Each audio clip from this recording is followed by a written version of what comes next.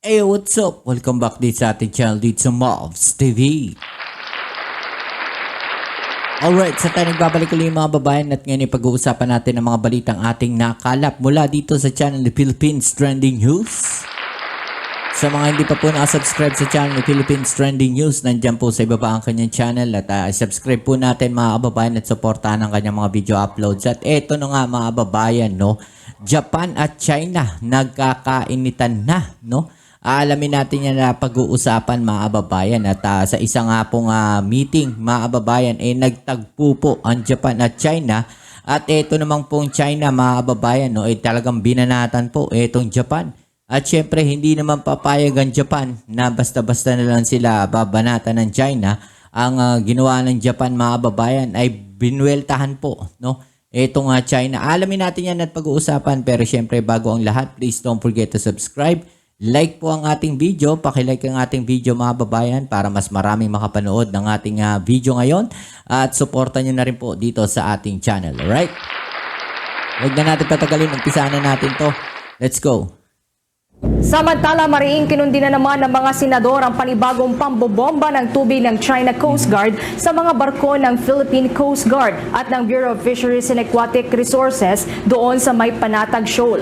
Naunang nagpahayag ng pagkundina si Senate Committee on National Defense and Security Chairman Senator Jinggoy Estrada sa patuloy na marahas na aksyon ng Chinese Naval Forces na inilalagay sa panganib ang buhay ng ating mga tropa sa pamamagitan ng water cannon. Iginiit ni Senator Estrada na ang pangihimasok ng China sa ating routine at mga legal na aktibidad sa loob ng teritoryo ng Pilipinas ay hindi katanggap-tanggap at dapat nang mahinto agad.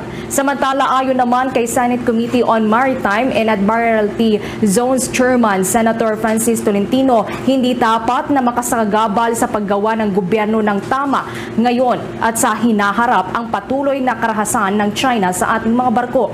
Sinabi din ng mambabatas na certified bully at propaganda lamang daw ng China ang kanilang taktika sa pananakot sa ating mga tropa. Ayon naman kay Senate Majority Leader Joel Villanueva, iginiit ng senador na hindi daw mahadlangan ng balikatan exercises ng bansa ang ginagawa ng China sapagkat layunin lamang ito na pahusayin pa ang interoperability ng ating mga defense system sa mga kaalyadong bansa ng Pilipinas.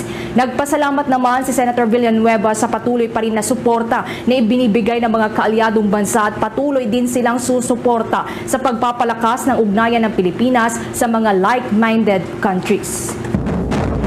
Nakaalerto ngayon ang Taiwan para sa isasagawang military exercises ng China pagkatapos ng inaugurasyon ni President Lai Ching-te sa Mayo 20 ng kasalukuyang taon. Ayon kay Taiwan National Security Bureau Director General Chai Meng-yen, sinimulan na ng China na gumamit ng mga hindi pangkaraniwan daw na bagong taktika. Anya, kasalukuyang gumagamit ng isang carrot and stick approach ang China sa Taiwan sa pag-asa na maimpluwensyahan nito ang China policy ng uupong Pangulo ng Taiwan. Ito mga babayan, no, makikita natin na hindi lang po dito sa Pilipinas tumataas ang tensyon. So maging dyan po sa Taiwan mga babayan, mataas din po ang tensyon ngayon sa pagitan ng Taiwan at ng China. Okay, hindi lang po dyan natatapos yan mga babayan. Mataas din ang tensyon ngayon sa pagitan ng China at ng Japan. No, dahil din sa pinag-aagawan nilang teritoryo. No, at ganun din, no, may tension din po sa China at sa India. Okay, so dito makikita natin mga kababayan na wala na po halos magalawan itong China. Okay, so halos sa lahat ng parte no, ng kanilang kalupaan at karagatan, meron po silang nakakaaway. No? Yan po ang napapala ngayon ng China sa kanila pong ginagawang pananakop. Okay, dahil po dyan sa 10-dash line na kanilang sinasabi at sa mga historical claim na kanilang idinidiin, no, mga babayan, talaga namang maraming mga bansa, no, ang nakakalaban nila, ang nakakaaway nila. Ganon din dito, lalong-lalo na, no, sa Taiwan, na kiniklaim nila na kanilang probinsya. Okay, probinsya nila ang Taiwan. No, at ayaw naman pong magpasakop ng Taiwan sa kanila. Okay, so ang nakakatakot lang dito mga kababayan baka dumating ang isang araw na magkaroon ng presidente o magkamali, no, eto mga tao sa Taiwan na makapagboto sila ng isang presidente na pro-China. Yan ang magiging problema dyan. No? Magugulantang na lang sila na isang araw na yung buong puwersa ng China nakalapag na dyan sa Taiwan, no, na wala man lang restrain mula sa Taiwan, no, na hindi man lang pumalag ang Taiwan. No? Magugulat na lang sila, magigising isang araw na yung Taiwan probinsya na ng China. Same thing, no, na sinusulong dati dito sa Pilipinas na gustong gawing probinsya ng China ang Pilipinas. Okay, neto mga pro-China na to, no, na sinasabi nilang gusto nilang maging probinsya ng China, no, eto nga Pilipinas, mga babayan. Imagine ninyo yun, ilang gera yung dinaanan ng Pilipinas, ilang bansa, no, yung tayo ay naghimagsik, no, sa history natin. Tapos ngayon, gusto nila maging probinsya na lang tayo ng China ng ganun-ganon na lang. No? Nabaliwala, no, yung mga pinaglaban ng ating mga bayani, ng ating mga ninuno, yung mga nagbigay ng kanilang buhay para sa bayan na to, no, para sa Pilipinas. Tapos gugustuhin nilang bigla na lang isang araw, no, matapos ang kanilang pagsasakripisyo, pagbubuwis ng buhay, no, malalaman na lang nila, no, na ito pong Pilipinas na kanilang pinaglaban, probinsya na ng China na walang kalaban-laban.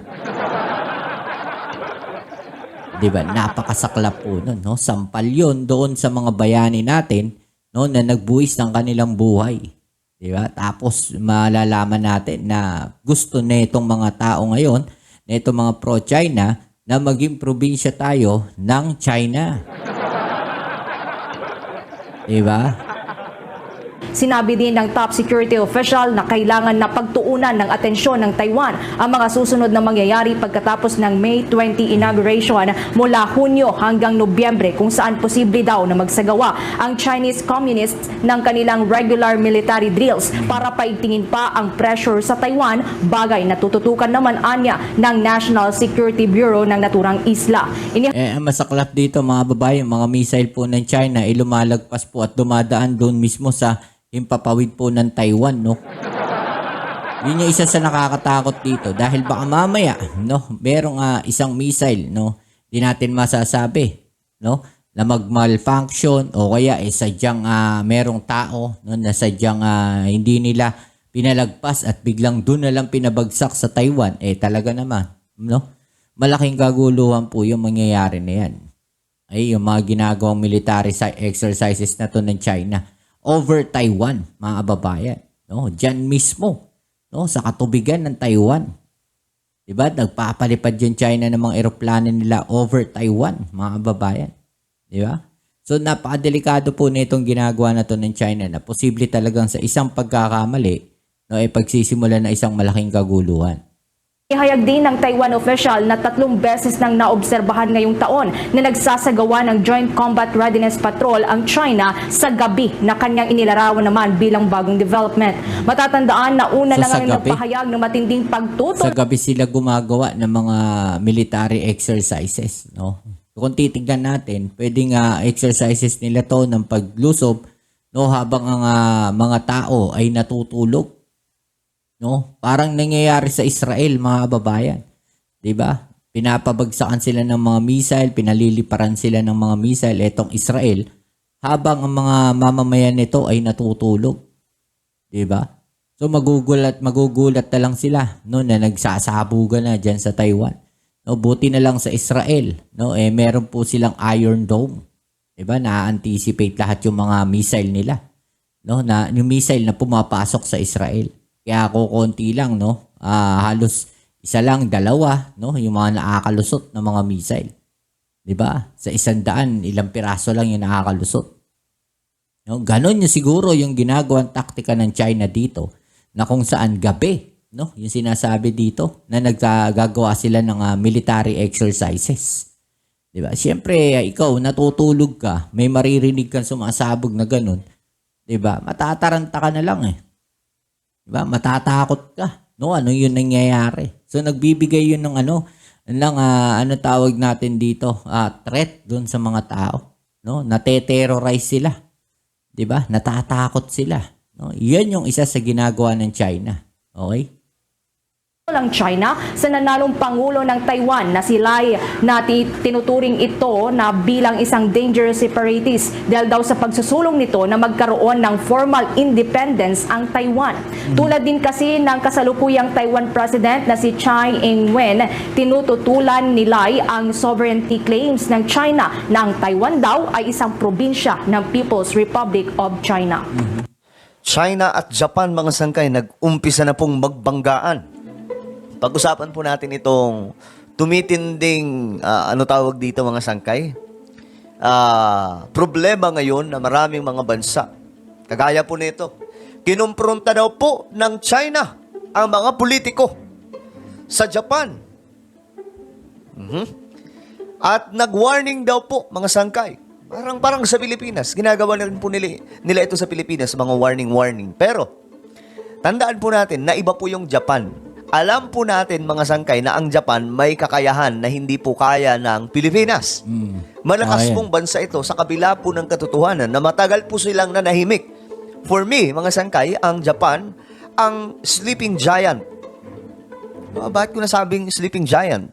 Kasi matagal po silang nanahimik. Higanting bansa na nanahimik ng mahabang panahon after World War II. Dahil yun po yung naging sanction sa kanila. Kaya nga ang tawag sa kanilang militar, ano ba tawag to? Defense lamang po. Defense Force. Ngayon, eto, tingnan po natin ang balitang to. Dahil kinumpronta daw po ng China itong mga politiko sa Japan.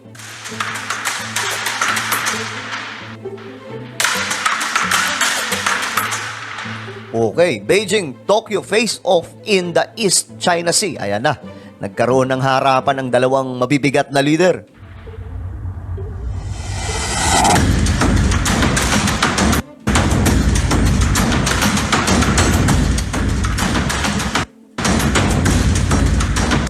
China confronts Japanese officials near disputed Senkaku Island.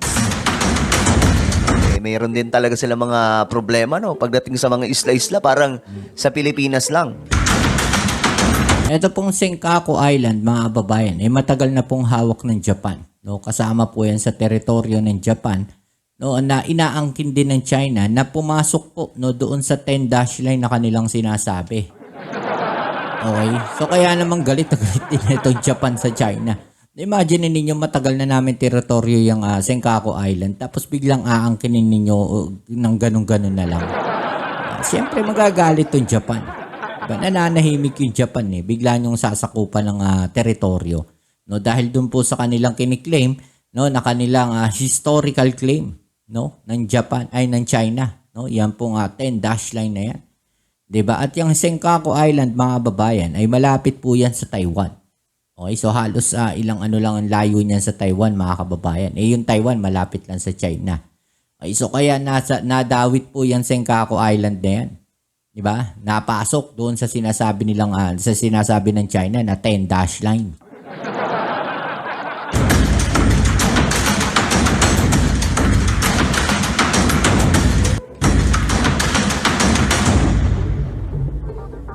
Japanese Coast Guard resists China Coast Guard. Ito. April 27, Japanese delegation conducted survey around islands. Ano kayang survey ito?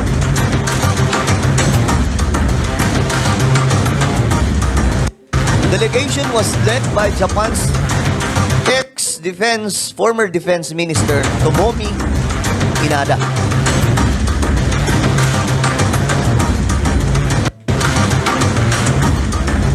Ito, mga sangkay. Ang Japan daw po ay gumamit ng drones para mag-conduct ng observation sa island na ito. Mayroon sa island na ito, mga sangkay.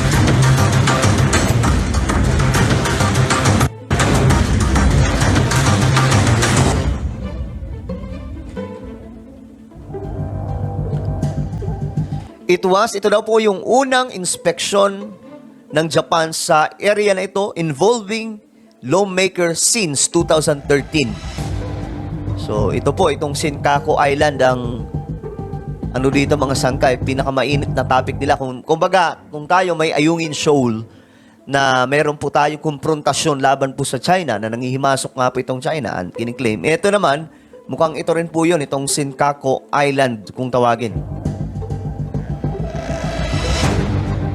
Ayan, ang Beijing daw po nagprotesta. Tingnan po natin mga sangkay, umiinit po yung banggaan eh.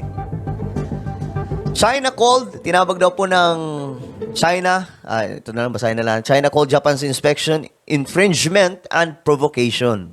Okay, so eto mga babayan, no? China called Japan's inspection infringement and provocation. Okay, so nakikita ba ninyo mga babayan kung ano nangyayari dito sa ginagawa ng China? Okay, so pinalalabas na naman nila na yung Japan pa ang nagpo-provoke sa sarili nitong katubigan. O doon sa teritoryo ng Japan. No? Samantalang yung China ang illegal na pumapasok po dyan, no? Sa teritoryo ng Japan. Same thing po, ganyan yung nangyayari dito sa West Philippine Sea. At sila pa yung matapang, no? Na nanggugulo dito sa West Philippine Sea sa loob ng ating EEZ. Tapos sila pa yung magsasabi na tayo ang nagpo-provoke, no, sa kanila. Kaya nila ginagawa yon. At kaya rin nila ginagawa yung mga pagtataboy sa atin using water cannon dahil tayo daw mismo, no, o tayo, no, o yung tropa natin, yung mga Philippine Coast Guard, no, ang illegal na pumapasok sa kanilang teritoryo. Kaya nila ginagawa yon. Okay, so ganyan na ganyan po itong mga propaganda at taktika ng China, no? Ang ginagawa kasi nila, mind setting po. No? Lagi nilang sasabihin na sa amin yung katubigan na yan, kayo yung pumapasok dyan, kayo ang nagpo-provoke. Okay, so para kapag nagkaroon ng kaguluhan, meron silang justification ng kanilang mga ginagawa. No? Pwede nilang sabihin na kayo yung nag-umpisa, hindi kami. Kayo yung pumasok dyan sa territorial waters namin, hindi kami. Okay, kaya namin ginawa yung ganyan. Okay, so yan yung isa na pwedeng pagsimulan ng malaking gulo dahil po dito sa mga ginagawang provocative action, no, ng China. Okay, so kayo ano masasabi ninyo sa mga ginagawa na to ng China? I-comment down nyo dyan sa ibaba ang inyong mga opinion at atin yung pag-usapan. Alright? So yan, muli maraming salamat sa lahat ng mga patuloy na kasuporta dito sa ating channel. At kung bago ka pa lang, please don't forget to subscribe, like, share, comment sa comment section.